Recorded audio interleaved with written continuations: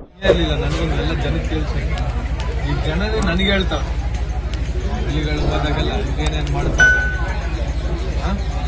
ನಾವೆಲ್ಲ ಜೊತೆಲಿದ್ದೀವಿ. ನಮ್ಮ ಎದುರಲ್ಲಿ ಕಾಂಗ್ರೆಸ್ ಜೊತೆಲಿಲ್ಲ.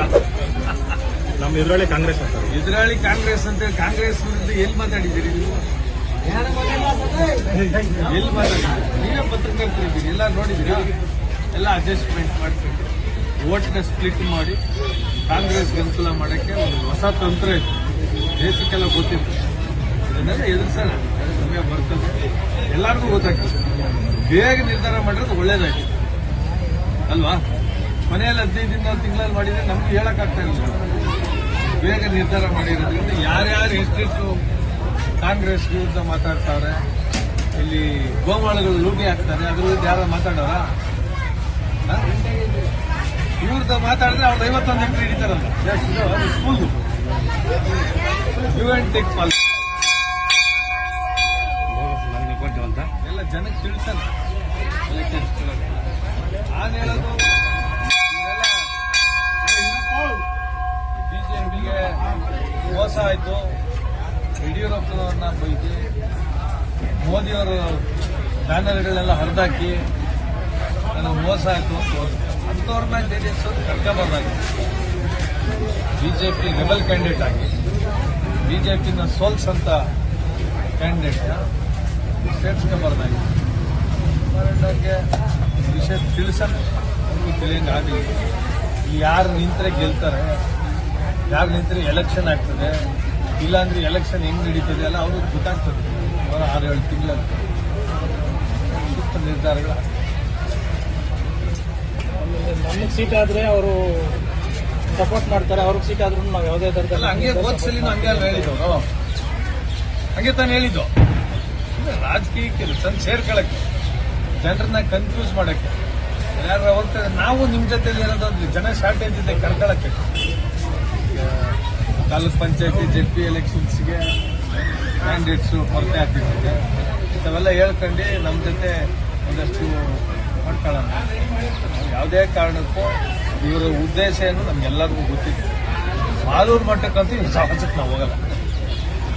ನಾವು ವಿರುದ್ಧ ನಾವು ಮಾಡ್ತಾ ಇರೋದು ಭ್ರಷ್ಟಾಚಾರ. ಕಾಂಗ್ರೆಸ್ ಏನು ಮಾಡ್ತಾ ಇದ್ದಾರೆ ಎಲ್ಲ ಹಚ್ಚಿಗೆಟ್ಟು ಹೋಗಿತ್ತು.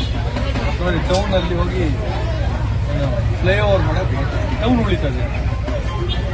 ಅದನ್ನೇ ಅದೇ ದುಡ್ಡನ್ನ ರಿಂಗ್ ರೋಡ್ ಮಾಡಿದ್ವಿ, ಟೌನ್ ಉಳಿತಾ ಇತ್ತು, ಟ್ರಾಫಿಕ್ಕು ಕಡಿಮೆ ಆಗ್ತಾ ಇತ್ತು.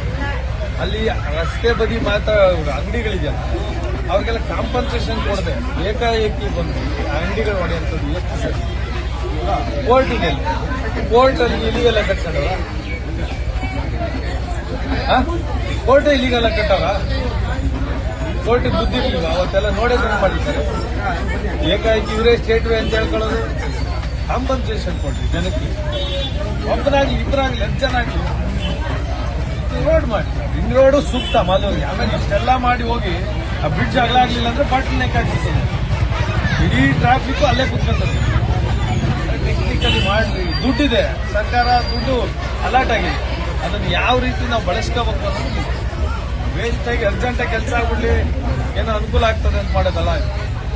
ಯಾರ್ಯಾರಿಗೆ ಪ್ರಾಜೆಕ್ಟಿನ ಅನುಕೂಲ ಆಗ್ತದೆ ನಿಮಗೂ ಗೊತ್ತದೆ. ಜಗತ್ತಾಗಿರೋ ಮೊದಲಾಗಿದ್ರೆ ಭಯ ಪಡೋರು 20% 10% ಅಂತ. ಈಗ ಓಪನ್ ಆಗಿ ಇಷ್ಟು ಬರುತ್ತೆ ಅಂತ ಹೇಳೋ ಮಟ್ಟಕ್ಕೆ ಹೊಟ್ಟಾಗಲ್ಲ ಅಲ್ವಾ? 10% ಗ್ಯಾರಂಟಿ ತಾನೆ, ಅದಕ್ಕಿಂತ ಕಡಿಮೆ ಅಂತೂ ಆಗಲ್ಲ. ಎಷ್ಟು ಕೋಟಿ ಅಲ್ವಾ? ಇದು ಅನ್ರಿಟರ್ನ್ ಕಾನ್ಸ್ಟಿಟ್ಯೂಷನ್ ಇದೆಲ್ಲ. ಬಂದ್ರೆ 10% ತಗೊಳ್ರಿ, ಬೇಡ ಅಂತಲ್ಲ. ಮತ್ತೆ ಮಾಲೂರಿಗೆ ರಿಂಗ್ ರೋಡ್ ಮಾಡಿ, ಮಾಲೂರು ಉಳಿತದೆ. ಮಾಲೂರು ಸುಗಳು ನಾವೆಲ್ಲ ವಾಕ್ ಮಾಡ್ತೀವಿ. ಬೆಳಗ್ಗೆ ನೀವೆಲ್ಲ ಟೀ ಕುಡಿತೀವಿ. ಇವತ್ತು ಮದ್ದೂರಲ್ಲಿ ಫ್ಲೈಓವರ್ ಮಾಡಿಬಿಟ್ಟಿದ್ದಾರೆ. ಮೈಸೂರು ರಾಮನಗರ ಉಳುಕತ್ತು, ಚನ್ನಪಟ್ಟಣ ಉಳುಕತ್ತು. ಮದ್ದೂರು ಏನಾಗಿದೆ? ಮದ್ದೂರಲ್ಲಿ ನೋಡಿದ್ದೀರಾ? ಬರೀ ಕಿಲರ್ಗಳೇ. ಆ ಊರು ಇದೇ ಒಟ್ಟಾಗ್ಬಿಡ್ತದೆ. ಅದಕ್ಕೆ ಮಾಲೂರಿನಲ್ಲಿ ನೀವು ಯಾವತ್ತೂ ನಾನು ಶಾಸಕರಲ್ಲಿ ಮಾತಾಡೋದು ಮಾಲೂರು ಪರ, ನಮ್ಮ ಜನ, ನಮ್ಮ ಮಾಲೂರು ಅಂತ ಹೇಳ್ತಾ ಇದ್ದೀನಿ. ನಮ್ಮ ಮಾಲೂರು ಜನಕ್ಕೆ ತೊಂದರೆ ಆಗ್ತಾ ಇದೆ, ಅದನ್ನು ಉಳಿಸ್ಕೊಳ್ರಿ. ಅಷ್ಟು ಜನ ಅಂಗಡಿ ಮಾಲೀಕರಿದ್ದಾರೆ, ಅವ್ರಿಗೆ ತೊಂದರೆ ಆಗ್ತಿದ್ದಂಗೆ ನೋಡ್ಕೊಳ್ರಿ. ಮಾಲೂರಿಗೆ ಒಂದು ಔಟರ್ ರಿಂಗ್ ರೋಡ್ ಮಾಡ್ಕೊಳ್ಳಿ. ನಿಮ್ಮ ಹೆಸರು ಶಾಸಕರು ಉಳಿತದೆ. ಇದು ಮಾಡಿ ಮಾಲೂರೇ ಇಲ್ದಂಗೆ ಆಗ್ತದೆ. ಆಲೂರು ಎಲ್ಲಿ ಅಂತ ಮೇಲೆ ಫ್ಲೈಓವರ್ ಮೇಲಿಂದ ನೋಡ್ಕೊಂಡು ಹೋಗಿದ್ರು ಅಲ್ವಾ? ಇಲ್ಲ ಹೇಳ್ರಿ, ನೀವೆಲ್ಲ ಪುಸ್ತಕರ್ತೀರಲ್ಲ, ಒಂದು ಮನವಿ ಅಷ್ಟೇ.